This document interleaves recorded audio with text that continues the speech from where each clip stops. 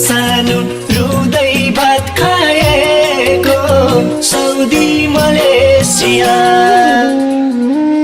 धन कमाउन Saudi Malaysia बस्नु है पर्खे आउँछु म फर्की तिमी बिना चाहिँदैन मलाई यो दुनिया 2-3 वर्ष भयो सानो म विदेश आएको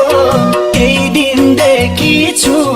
सानो रुँदै भात खाएको साउदी मलेसिया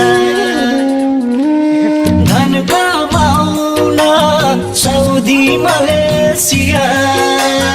बस्नु है पर्खे